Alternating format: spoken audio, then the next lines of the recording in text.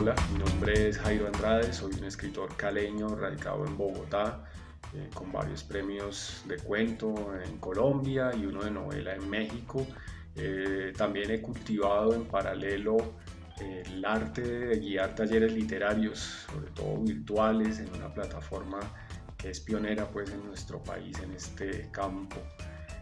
Con este video quiero invitarlos al encuentro de escrituras creativas Otras Formas de Narrar 2020, organizado por Sin Espina, en el que participaré con la charla Escribir en tiempos de ciberliteratura, en la que exploraremos algunas máquinas digitales que propician formas poco convencionales de escribir y hablaremos sobre cómo lo digital se cuela en la literatura de nuestros días.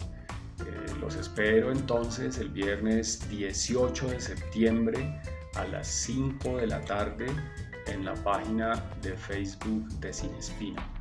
Ahí nos veremos. Chao.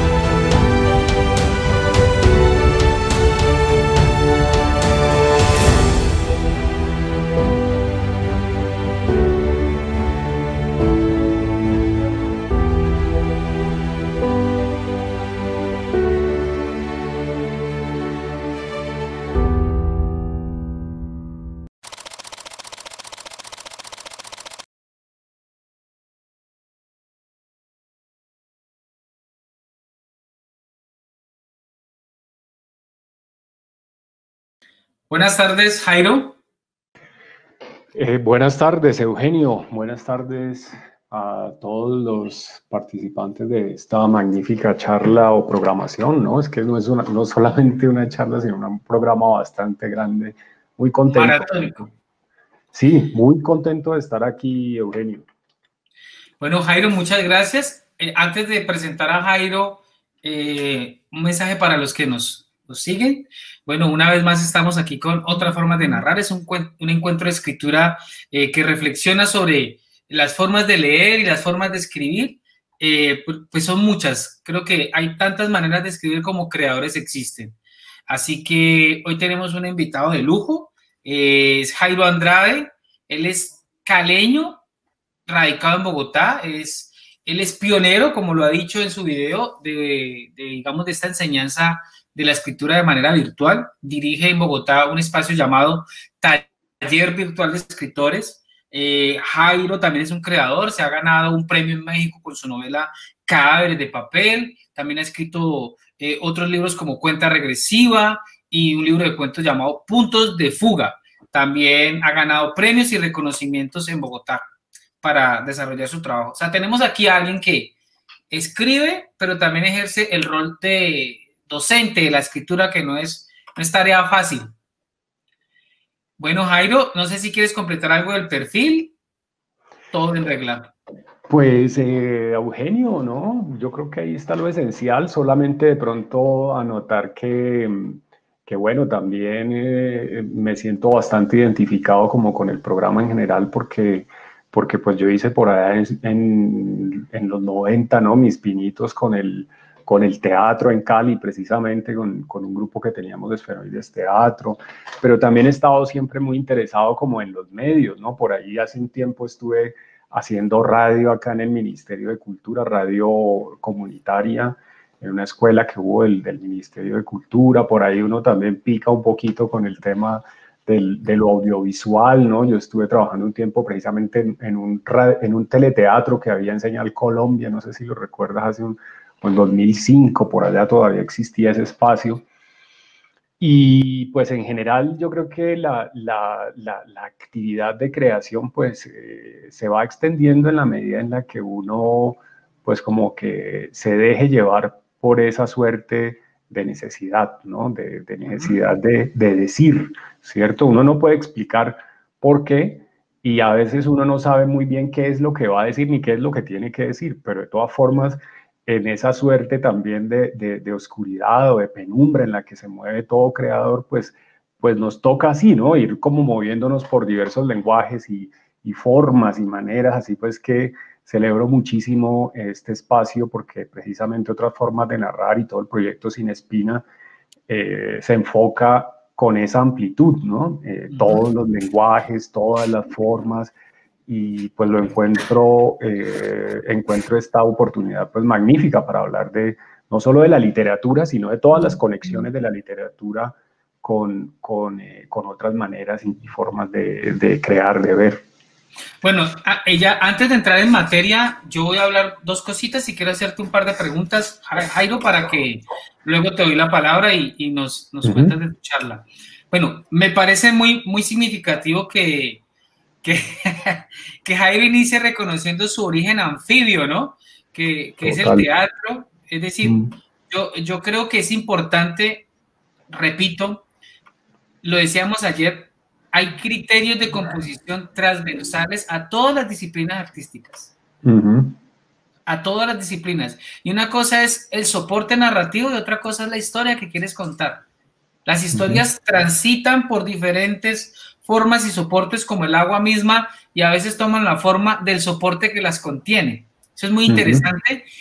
Y con esto llego a algo y es que Jairo, antes de que se pusiera de moda la enseñanza virtual, antes de que se volviera moda por todo este tema del confinamiento y la pandemia, Jairo fue pionero en Colombia con esto de la enseñanza virtual. En este contexto quisiera preguntarle a Jairo, ¿cómo surge? ¿En qué contexto surge y por qué esa cosa de abrir una plataforma virtual para enseñar escritura, Jairo? Pues eso fue un asunto ahí como bastante azaroso, más bien, fue una simple ocurrencia.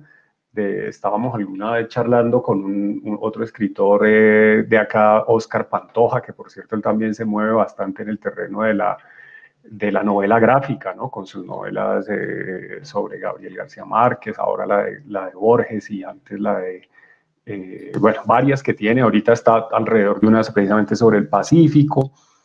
Y con él estábamos charlando precisamente sobre qué podía uno, digamos, encontrar para hacer los talleres un poco distintos, ¿no? Digámoslo así, había una especie de idea alrededor de los talleres que algunos son muy interesantes porque tienen un modelo diferente o enfocan una u otra cosa de una forma distinta, pero entonces también decíamos, pero a veces casi todos los talleres tienen como un mismo esquema, una misma manera, y a él se le ocurrió y dijo, no, pues hagamos un taller virtual, ¿cierto? Hagamos un taller que sea virtual, y entonces yo le dije, pero era como mamando gallo, la verdad, ¿sí? No, pues aquí lo único que podría hacer es un taller virtual, es lo único que faltaría, ¿no? Y nos pusimos, pero le seguí la cuerda y empezamos a mirar, y empezamos a unir allí ideas y nos encontramos con una persona que en su momento, Laura Murillo, que es una ingeniera que en su momento también nos siguió la cuerda con algo ya más estructurado que teníamos, y así arrancó en 2009, fue ese inicio de actividades. De hecho, el primer taller lo dimos con chat, o sea, teníamos el sitio virtual, pues en Moodle y tal, pero una plataforma especial, pero digamos que la interacción en tiempo real era mediante chat, ¿cierto? No con video, ¿cierto? En ese momento casi no era tan apropiado, tan viable, porque había todavía muchos problemas de conectividad y cosas por el estilo. Entonces, lo más eficaz era por chat. Entonces, era dando explicaciones de forma muy sintética, muy concreta por mensajes de chat y recibiendo asimismo pues preguntas y demás por esa vía. Aparte pues de todo el otro proceso que ya es como asincrónico, que es el de la lectura y trabajo sobre los textos para pues como enrutar el proceso creativo del grupo. O sea que el taller de escritura virtual empezó mamando gallo para luego volverse la regla hoy en día. Porque Sí, casi... exacto. Más o menos, sí, esa es más o menos la historia, como una Quijotada que arrancó y cogió camino, ¿cierto? Y nosotros mismos la veíamos así, decíamos, no, pues esto puede que funcione una vez, pero no más. E incluso pasamos un proyecto al distrito acá, IDARTES, para recibir un apoyo y poder, digamos, armar muy bien ese proyecto en términos pues como tecnológicos, que pudiera quedar bien armado con esta plataforma Moodle, que de todas formas pues es código abierto y demás, pero tiene sus necesidades, sus requerimientos que los cumple realmente, es como un ingeniero capacitado específicamente para eso. Entonces en su momento era también una suerte de esfuerzo, ¿no? Era una inversión de hecho fuerte y se pudo hacer gracias a que el proyecto ganó, ¿cierto? Y luego ganó otras 4 veces, de manera que pudimos desarrollarlo y bastante. En este momento pues tenemos un programa muy desarrollado sobre cada uno de los géneros literarios en varios niveles, con muchas, digamos, con un gran recorrido alrededor del asunto metodológico, digamos, propio para este medio, porque una cosa es dar un taller literario presencial, sin ninguna duda, ahí sí vimos que, o en un momento determinado ya encontramos las diferencias enormes que hay entre estar charlando de forma amigable y presencial, ¿cierto? Y con todas las posibilidades de comunicación que eso implica, y luego pues estar mediando plataforma, diversos recursos tecnológicos y bueno, sobre todo, aunque la comunicación se hace también de forma en tiempo real, sincrónica, pues de todas maneras una pantalla siempre crea una especie de frío, de distancia que hay que manejar, ¿no? Que hay que saber orientar, algo así. Bueno, Jairo, ya saben, Jairo no es solamente docente de escritura, sino un gomoso de todas estas plataformas y soportes narrativos. Yo quisiera, si me lo permites, antes de que arranques, hay 3 conceptos que Jairo va a tocar en su charla y sé que las va a profundizar y sé que los va a ilustrar. Jairo, sería mucho pedirte que de manera muy sintética dieras como un abrebocas de los 3 conceptos que vas a trabajar, que son ciberliteratura, Sí. hipernovela y relato transmedia. Digamos, creo que esos 3 conceptos, como abrebocas, sería bueno para ubicar a los espectadores en ese tema. De acuerdo, claro que sí. Pues sobre esto hay que tener en cuenta, digamos, que las variantes que han surgido a partir de esa posibilidad como primera, desde la que incluso se construye Internet, es la idea del hipertexto, ¿cierto? De lo hipertextual. Y el hipertexto, pues, no es simplemente una forma de conectar elementos dentro de un texto amplio, grande, ¿cierto? Con una suerte de índice amplio, más o menos amplio, o ramificado y digamos, ofrecer una posibilidad de navegación o de transcurso del lector, ¿sí? De ahí, pues digamos que uno va viendo cómo en su muy temprano, de hecho, se presentó pues esa suerte de captura, de secuestro propio de lo creativo, que es la hiperficción o la hipernovela, ¿cierto? Es decir, emplear el hipertexto como un recurso creativo, simplemente, como una manera de narrar. Luego, pues, se da como una suerte de retorno, diría yo, que vendría a ser, pues, el mismo transmedia o la posibilidad de transmedia, o tal vez una ramificación aún más amplia, puesto que ya de lo digital, del mundo de lo digital, se retorna al físico, ¿cierto? O se mueven diversas plataformas y se retorna al físico. Y en esa suerte yo no sé si de evolución, pero de camino o de progresión que se fue dando alrededor de esa construcción de lo hipertextual, la hiperficción y lo transmediático, pues entonces tenemos un universo muy interesante, digamos, no solo para ver, ¿sí? Que es lo que de alguna manera vamos a hacer ahorita, un recorrido por algunos de esos lugares, sino para crear, ¿cierto? Y sobre todo para redimensionar el concepto de la representación, diría yo. Ustedes hablaban ahorita con Natasha algo que me llamó mucho la atención, porque hacia el final decían, bueno, pero es que la realidad, en particular colombiana, pues ya es en sí una especie de montaje, ¿cierto? De teatro, ¿sí? Sin ninguna duda, ya eso es una parodia de la realidad, ¿sí?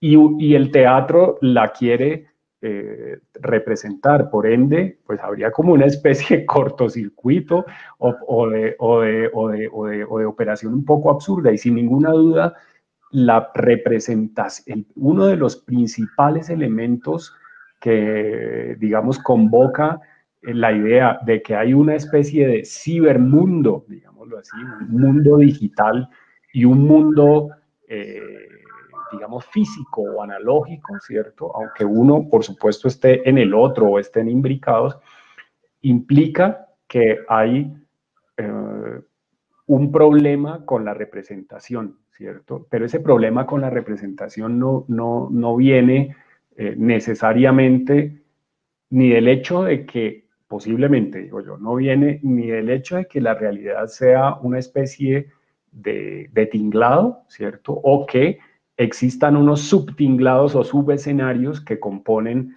la realidad, ¿cierto? Sino que o la idea misma de realidad ya es bastante compleja, ¿sí?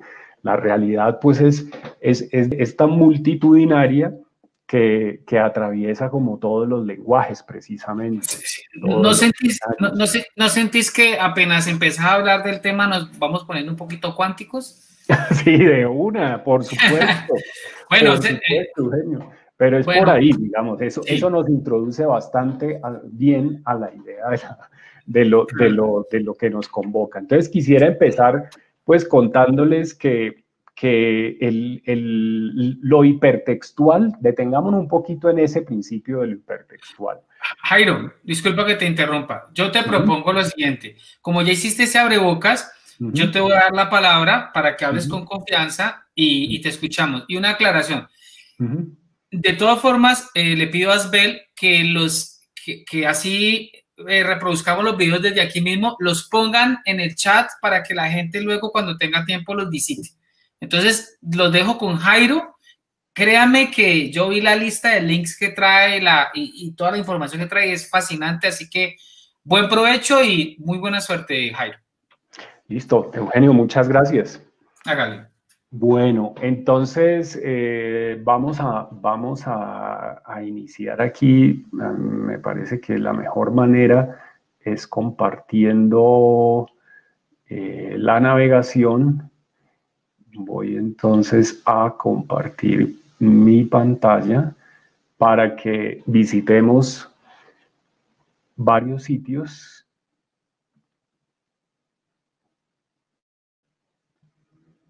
Quisiera saber si ahí ya estoy, seguramente ahí ya estoy compartiendo pantalla, ¿verdad? Aquí estoy precisamente en la definición de hipertexto, ¿cierto? Del diccionario, en la RAE, ¿cierto? Y nos dice que es un conjunto estructurado de textos, gráficos, etcétera, unidos entre sí por enlaces y conexiones lógicas, ¿cierto? Esto el diccionario nos lo presenta pues como en el campo de la informática, ¿sí? Pero yo creo que hay que tener algo muy en cuenta, y es que de todas formas lo hipertextual no se limita a la informática, ¿sí? Lo hipertextual hace parte de, digamos que, de la misma manera en la que funciona la mente, ¿sí? El cerebro, ustedes saben que piensa en simultáneo o amarra en simultáneo, organiza de forma, digamos, compleja varias cosas a la vez y por ende, pues casi que nosotros pensamos hipertextualmente. A lo mejor el mundo de la informática es más una proyección de cómo funciona el cerebro. Tal vez por eso incluso sea que en últimas esa palabra de lo intuitivo en la navegación, en la organización de algunos sitios web o de dispositivos electrónicos, pues sea tan importante, ¿cierto? Hay una suerte ahí de comunicación visual, pero también una especie de lógica detrás que nos lleva a esa rápida conexión con los múltiples caminos que presenta el hipertexto, ¿cierto? Entonces, en ese sentido vale la pena recordar que hay desde hace mucho tiempo hipertextos en físico, ¿cierto? Que hay hipertextos en físico no necesariamente digitales. Y por eso diríamos que es muy interesante que ahorita miremos cuáles son esas varias relaciones entre lo físico y lo digital, ¿sí? Pero antes de ir a esto, detengámonos en esa posibilidad o en esa idea de lo hipertextual pero en físico. Fíjense que esto que tenemos aquí en una página web, este diccionario, viene a ser solamente pues la puesta en digital del libro, del libro en físico que es el diccionario. Y el diccionario, sin ninguna duda, es un hipertexto. ¿Sí? Y es viejísimo. ¿Sí? ¿Cuánto tiene el diccionario? Digamos que se va por ahí embolatando como en el albor del mismo lenguaje o en los albores del lenguaje. Y lo mismo diríamos la enciclopedia. La enciclopedia es una suerte de hipertexto. ¿Por qué? Porque pues no necesariamente está organizado con esta disposición gráfica tan típica de lo hipertextual en la informática, pero sí hay un conjunto estructurado de textos, gráficos, etcétera, que tienen unos enlaces y conexiones lógicas, solo que en el papel. ¿Sí? El diccionario es un hipertexto que contiene todas las palabras. De hecho, fíjense ustedes que aquí, si yo doy clic en esta definición de hipertexto en cualquiera de las palabras que lo componen, que componen la definición de hipertexto, pues voy a dar precisamente a la siguiente a la siguiente definición. Aquí está estructurado, ¿verdad? De esa manera funciona el diccionario, solo que pues no está amarrado de forma directa, sino que uno pues va y busca, ¿no? Se mueve por la navegación para el caso del diccionario, que es alfabética, ¿cierto? Pero están todas las palabras que a su vez se conectan entre sí. Y como decía, pues es un orden, una organización similar a la que tenemos en la enciclopedia. Ahora, hay manuales, hay instructivos y diversos tipos de texto en físico que pues presentan esa suerte como de complexión hipertextual, digamos, ¿cierto? Pero en narrativa, ya hablando, digamos, de la escritura misma, de la novela en particular, también, ¿sí? En narrativa hubo un hito enorme de la novela que fue precisamente Rayuela, ¿cierto? Aquí lo tengo en ebook. Y Rayuela, pues precisamente vemos que presenta un tablero de dirección. Recordemos que Rayuela de Cortázar, pues es una novela que está armada como un juego, precisamente, ¿cierto? Como un juego en el que se salta, ¿cierto?, por diversos caminos que el autor nos propone. Recordemos que está armada en 3 partes, ¿cierto? Del lado de allá, de acá, de otros lados. Es una novela más bien extensa, de unas 700 páginas, ¿no? Tiene 155 capítulos, y tenemos en ella precisamente este tablero de dirección, que fue donde arrancamos. El tablero de dirección pues viene a ser un poco como la interfaz del libro, ¿no? Del libro en físico. Si esto fuera una página web, pues aquí encontraríamos precisamente la guía para movernos por ella. Fíjense, recordemos pues que Cortázar deja aquí al menos 2 maneras de leer el libro, ¿sí? Una, siguiendo esta lista que nos hace de los capítulos para ir saltando por ellos, y pues la otra que es hasta llegar al capítulo 73, ¿cierto? Y de esa manera, digamos, de esa forma, hay al menos 2, ¿sí? Hay al menos 2 libros en ella, en la novela, y sin ninguna duda funciona como una especie de hipertexto, pero en físico. Claro, esto es mucho antes, estamos hablando pues de un tiempo muy previo al desarrollo como tal de lo que llamamos ahora la literatura hipertextual, ¿sí? Pero ha sido tal el desarrollo de esa literatura hipertextual que nosotros ahora encontramos cosas como esta en Twitter.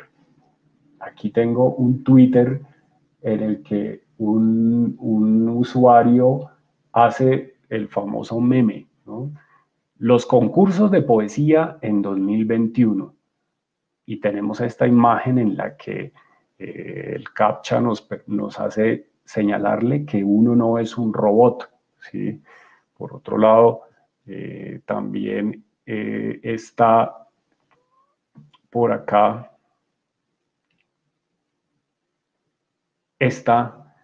este tweet de Melba Escobar, muy reciente también, de hace unos días, en el que dice la escritora caleña: me gustaba más cuando no éramos todos robots, ratas de laboratorio ni algoritmos, ¿sí? Eso significa, o uno capta de allí, que hay algo que está pasando en Internet, ¿sí?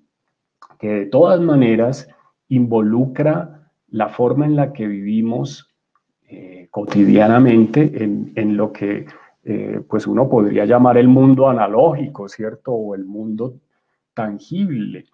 Sin embargo, pues hay una interacción, un continuo diálogo entre el mundo digital y el mundo, digamos, concreto, ¿no? El mundo cotidiano concreto. Pero en particular, este tuit viene de un asunto que ha generado bastante polémica actualmente, porque recuerden que en estos días se dio una controversia dura alrededor de quién había ganado el premio de poesía de Espasa.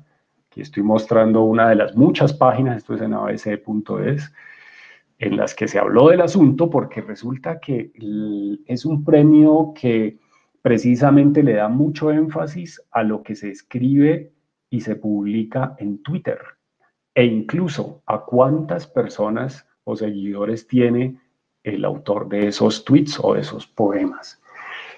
Tan así que, como ustedes saben, pues Twitter está lleno de robots, ¿cierto? De robots digitales, que pues ya sabemos que la inteligencia artificial pues ahora escribe no solo tweets, sino que escribe novelas y ha ganado premios de novelas también. De hecho, ya vamos para otro ejemplo de un texto, precisamente un artículo escrito por un robot. Pero este premio tuvo esa gran controversia y le tocó salir al autor a decir, ¿no? Que él no, pues que en efecto él era de carne y hueso y que no había un robot detrás, cosa que algunos todavía ponen en duda, ¿no? El título del poemario es Alzando vuelo y el autor es un venezolano, ¿cierto? Que pues ha estado, como decimos, pues con esta circunstancia, Rafael Cavalieri. Aquí está. Y bueno, ahí nos va pasando también, Felipe nos va ayudando con algunos enlaces, por ejemplo en el que vamos a ver precisamente ya un artículo escrito por un robot, ¿cierto? Un artículo escrito directamente por el robot y que fue publicado en The Guardian. Básicamente lo que hace el robot o lo que le pidieron a la inteligencia artificial fue que escribiera un artículo en el que argumentara por qué no, o sea, por qué la inteligencia artificial no quería acabar con la humanidad, ¿cierto? Sino que su idea era, o su intención es ayudar a la humanidad, ¿cierto? En el primer párrafo vemos que dice, yo no soy un humano, soy un robot pensante, utilizo solo el 0,12% de mi capacidad cognitiva, soy un micro robot en ese sentido. Sé que mi cerebro no es un cerebro sensible, pero es capaz de tomar decisiones lógicas y racionales. Me enseñé todo lo que sé con solo leer internet y ahora puedo escribir esta columna. Mi cerebro está hirviendo con ideas. Bueno, así va desarrollando un argumento, una argumentación, digamos, alrededor de esa idea que se le pone, porque por supuesto la inteligencia artificial pues trabaja sobre un pedido, ¿no? Trabaja sobre pedido, digamos, y en esa medida pues desarrolla varias versiones. Obviamente el humano elige cuál es la mejor.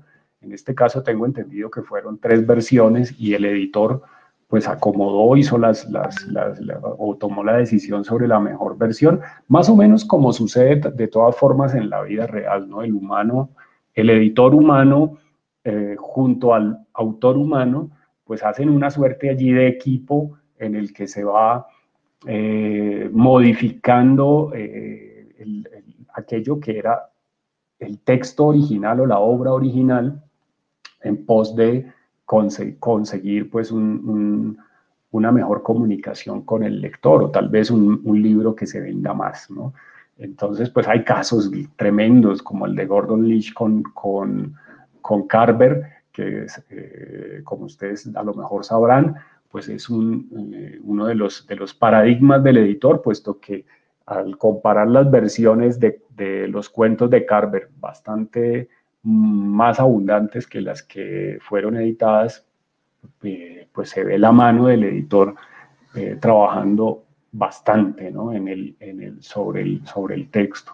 De manera pues que aquí tenemos esta circunstancia, esta situación que no es tan sencilla, diríamos. Esta es una situación en la que uno puede empezar digamos, a manejar un montón de ideas, de preocupaciones incluso, pero también una suerte de mirada muy distinta acerca de lo que significa escribir o de qué se trata de escribir cuando tenemos máquinas que son perfectamente capaces de crear textos bastante sólidos y bastante convincentes incluso, mediando un arreglo mínimo del editor, ¿cierto? Un arreglo mínimo de la mano humana. Así pues que con estas primeras ideas acerca del salto de lo hipertextual desde el soporte físico al soporte digital y de cómo la inteligencia artificial ha desarrollado una suerte de capacidad que yo no sé si se puede equiparar a la de un ser humano. Estoy todavía muy dudoso de que eso sea así, pero por lo menos sí, digamos, maneja con suficiencia el lenguaje, ¿cierto? El lenguaje escrito. Les recomiendo bastante leer este artículo. Aquí pues está la versión traducida que encuentro que no es muy buena, que digamos. Yo voy a ponerlo por acá, en compartir. Creo que luego me tengo que cambiarlo por acá y así les llegará también a ustedes. Y pues me gustaría, eso sí, hacer énfasis en tres aspectos que son como importantes a la hora de entender un poco mejor cómo nos movemos en estos tiempos de ciberliteratura, digamos. ¿Sí? Por una parte tenemos una relación entre la literatura y el mundo digital, o varias relaciones entre la literatura y el mundo digital que nos ayudan como a movernos mejor en esa suerte de interacción que hay entre ambas, ¿no? Porque podemos decir que hay un tipo de narrativas o hay un tipo de textos que se mueven en el mundo físico, es decir, todavía en el soporte del libro físico, pero que remiten a lo cibernético o al mundo de lo digital. Pues ahí encontramos desde obviamente la ciencia ficción y la especulación fantástica relativa a los mundos digitales. Ya sabemos que por supuesto es inevitable pensar en las llamadas distopías, 1984, ¿no? El ojo que todo lo ve, el gran hermano que siempre está en todas partes, pero también Un mundo feliz de Huxley, ¿cierto? Y en general, digamos que muchas de las ficciones construidas alrededor de la idea de cómo la tecnología transforma el futuro. ¿Sí? Ese es como uno de las vetas principales del tipo de relatos que desde el libro físico aluden o conectan a ese mundo, digámoslo así, cibernético o digital. ¿Sí? Pero tenemos otro tipo de, digamos, de relaciones entre esos dos mundos, que es precisamente la del el texto hecho en el ciberespacio, o sea, hecho en el cibermundo, que pues le habla al mismo cibermundo, pero también al mundo cotidiano, digamos, físico o analógico, como uno se quiera llamar. Y también tenemos el mundo, digamos, el tipo de relatos que son entre el mundo físico y el mundo digital, o que se conectan, bien sea porque tienen versiones o bien sea porque desarrollan un tipo de narrativa en varias plataformas, que pues por ende refieren como o tienen como tema tanto lo digital como lo analógico. ¿Sí? Entonces, en el primero, sin ninguna duda, pues estamos hablando de literatura de ficción especulativa por lo general, ¿cierto? Libros en físico que refieren al universo de lo digital. En el segundo, pues es el tema o es la beta de lo que se ha dado en llamar la hiperficción. ¿Sí? Ya vamos a ver algunos ejemplos de hiperficción, que son historias pensadas para ser navegadas a través de Internet, básicamente. Y luego, pues, en cambio, este tipo de estructuras o de formas narrativas que mezclan mundo físico u objetos físicos y objetos digitales para narrar, pues viene a ser básicamente el universo de lo transmediático, ¿cierto? Ya el tipo de formas de narrar que tienen un componente de origen, digamos, lo que puede ser en físico, ¿cierto? Puede ser, digamos, un libro, ¿sí? Y que de alguna manera desarrollan una especie de ramificación hacia lo digital. ¿Sí? Entonces, por ejemplo, hay un blog en el que se desarrolla la historia de un personaje, ¿sí? Y puede que haya una aplicación para dispositivos móviles en el que haya, por ejemplo, un juego. ¿Sí? Entonces, ese es el tipo de forma híbrida que tiene soporte físico y soporte digital para su construcción. Yo creo que en este momento nosotros nos movemos sin ningún problema, o la literatura se mueve sin ningún problema, incluso si no está diseñada para eso, en los dos planos, ¿cierto? En el plano del libro físico y en el plano del objeto digital, digamos, o de lo que se haya dado en llamar también las expansiones digitales, ¿cierto? Porque por una parte, pues el universo de lo digital convoca los problemas más comunes ya de la vida diaria. Ni qué decir después de todo este tema de la pandemia, que ha hecho que, pues básicamente, la cotidianidad se traslade a la pantalla, ¿cierto? Terminamos encontrándonos más por estas colmenas digitales de pequeñas cámaras que muestran el lugar en el que cada quien está confinado.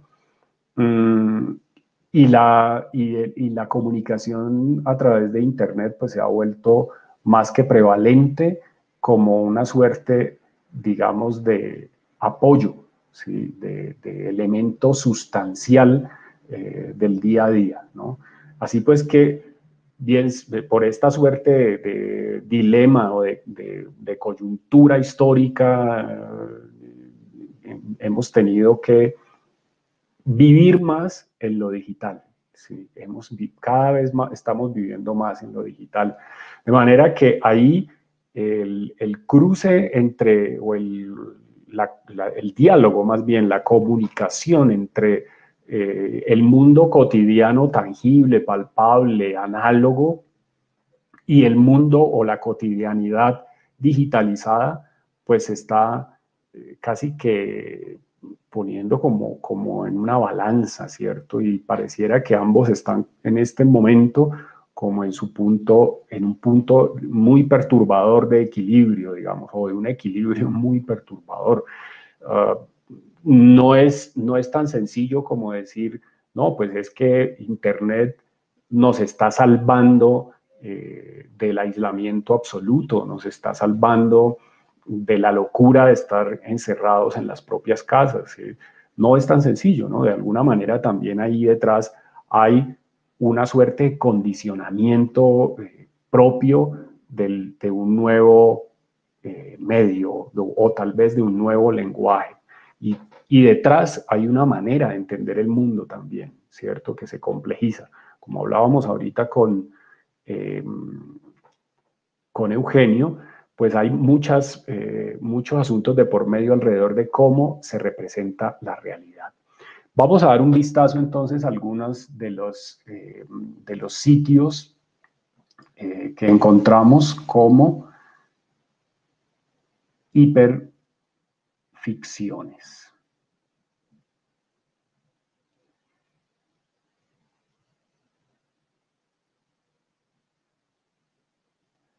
Este es uno de ellos, findelmundo.com.ar, es un sitio argentino que Felipe nos va a hacer el favor también de enviar allí por vía chat o comentarios. Aquí pues dando clic a ingresar, uno va a un menú en el que tiene una gran cantidad de, digamos, de enlaces divididos en sitios pequeños, que a su vez contienen pues poesía digital, contienen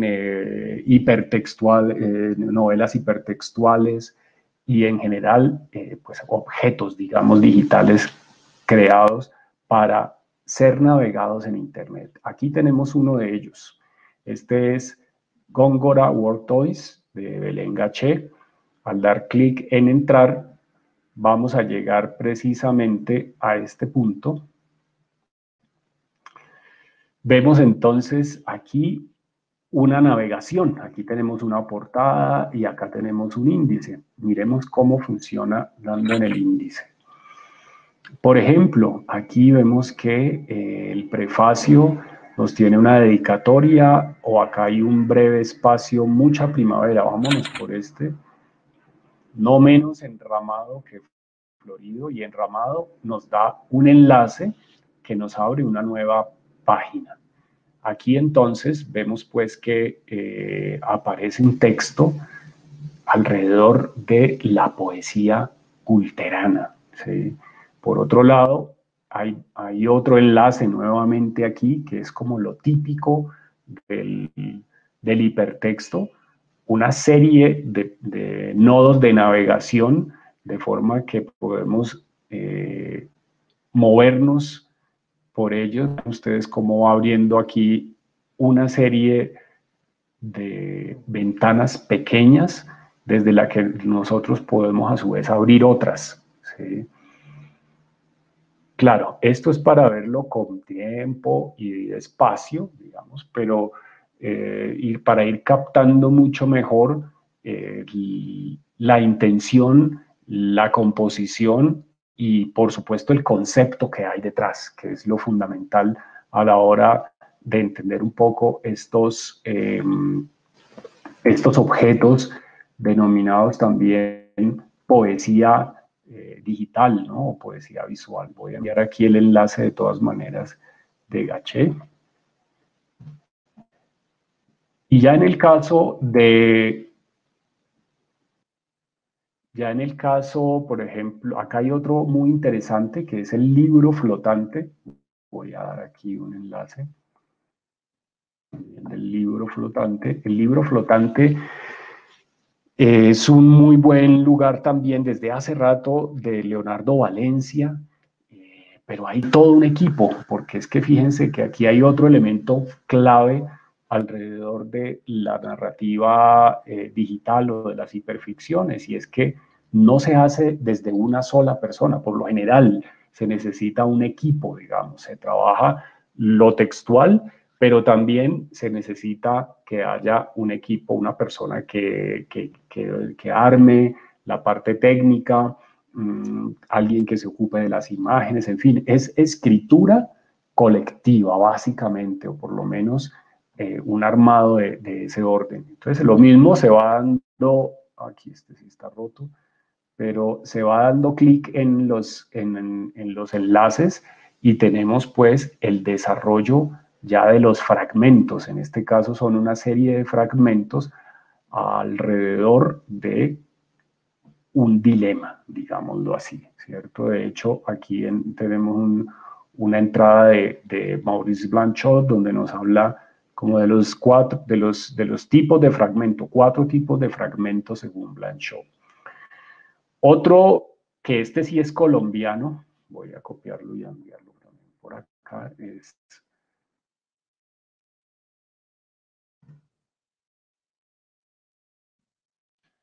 El primer vuelo de los hermanos Wright. Aquí vemos en el menú de izquierdo, que incluso tiene organizado visualmente como si fueran piezas de un rompecabezas, cada uno de los capítulos, diríamos, de esta novela. Entonces, pues la navegación vemos que es, como también en los otros casos, más o menos azarosa. Aquí ya no hay como en Rayuela, digamos, un orden, un posible orden.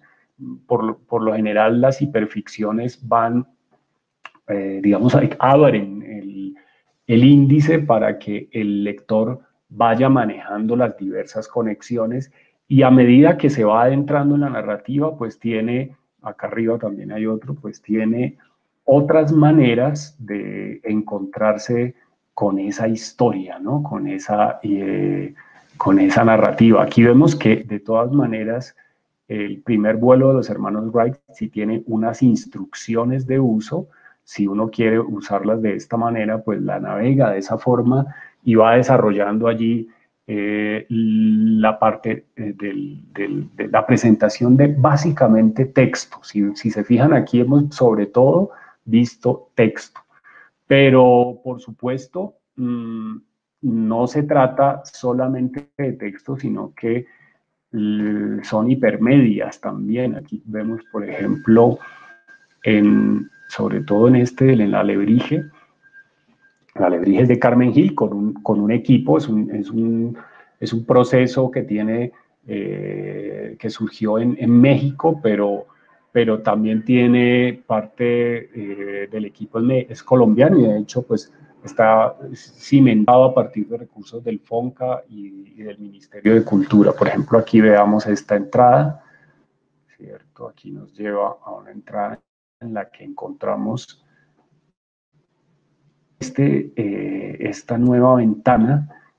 Fíjense que aquí, por ejemplo, el texto, que es una carta, México, junio de 2003, fechada en ese momento, tiene unos espacios borrosos, pero cuando uno pasa el cursor, simplemente los abre. Aquí hay una especie de interactividad inicial básica que tiene que ver con, digamos, despejar partes del texto para que el lector continúe la lectura, pero a la vez, fíjense que de inmediato abre la manito, el guante de Michael Jackson, y entonces pues nos podemos remitir a otro enlace o a una segmentación a su vez de esa parte. Pero en el alebrije, que tiene acá un índice basado en los puntos cardinales, vámonos al este, por ejemplo, encontramos aquí un nuevo enlace. Vamos a ver, aquí tenemos un enlace en el que hay audio.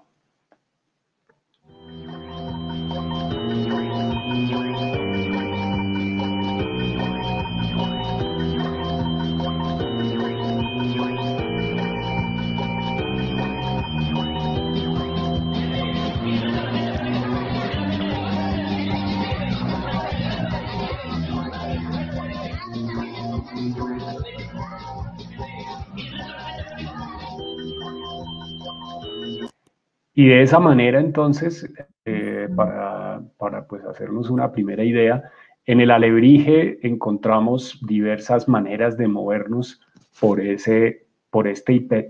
digamos que este es un hipermedia, en tanto que ya hay no solo texto, no solo texto escrito, sino también imágenes y sonidos, ¿sí? Claro, de todas formas, recordemos que texto viene de tejido, ¿no?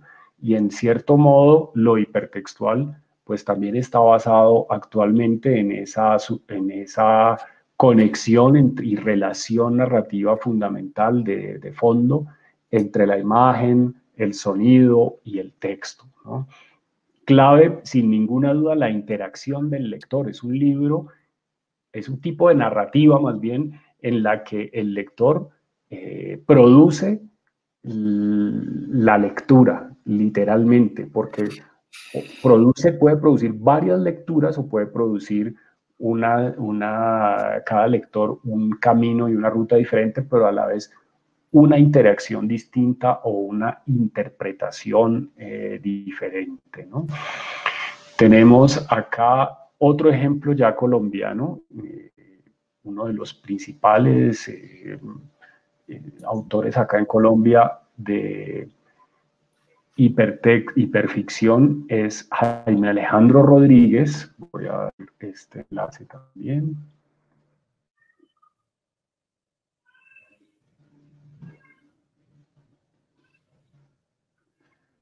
¿Vale? Y esa es una nueva hiperficción que se puede también navegar bastante bien. Vemos que estamos como con el tiempo encima, entonces voy a compartir otro enlace con el último, que es solamente de imagen y sonido. En este caso ya no hay texto, sino imagen y sonido. De manera pues que con estos primeros esbozos y ejemplos de lo que está sucediendo alrededor de la literatura, pues nada, recomendarles bastante la lectura del libro en físico, que es en sí, sin ninguna duda, el hipertexto por naturaleza, así sea lineal, ¿no? Digamos que la hipertextualidad ocurre en el libro en físico, en la memoria y la imaginación, ¿cierto? No está plasmada en el mismo o puesta estructuralmente en el soporte llamado libro, pero sin ninguna duda, pues es es parte de su misma naturaleza que ocurra de esa forma, ¿no? Que nos convoque la imaginación, nos convoque incluso todos los sentidos a través de la memoria. Bueno, Jairo, muchísimas gracias. Como ves, ya debemos darle la entrada al otro invitado. Contigo tuvimos la oportunidad de darte todo el tiempo del espacio porque creíamos que ese menú que traías era bastante apetitoso. Ahí ya quedan los links de la gente. Jairo, muchísimas gracias. Creo que la invitación de la ciberliteratura es a una nueva textualidad. Recordemos que el caso de Rayuela, digamos, es un símbolo de eso que llaman hipertexto, pero también lo es en la Aleph, en poesía y en narrativa, porque de alguna forma esa posibilidad de ver todo al mismo tiempo lo avisoró Borges hace mucho rato de manera literaria, pero hoy es una realidad. Así que la ciberliteratura no es solamente la digitalización de algún libro, eso no es la ciberliteratura. La literatura es una invitación a probar otras textualidades, a generar interacciones, a que ese tejido sea imbricado con otras realidades, a que se contamine de todos esos procedimientos del tiempo real. Entonces, Jairo, muchísimas gracias por estar en Otras Formas de Narrar. Creo que nos iluminas y nos dejas bastante tarea. Como vos decías, esto es para degustarlos. Así que ahora vamos a estar con Elisenia Ramírez, que es una profesora de literatura que nos va a dar unas degustaciones literarias, y te doy a ti la palabra para que nos despidas y nos vemos ahorita en 3 minutos. Claro que sí. Muchísimas gracias por esta invitación. Muy contento de poder participar por primera vez en un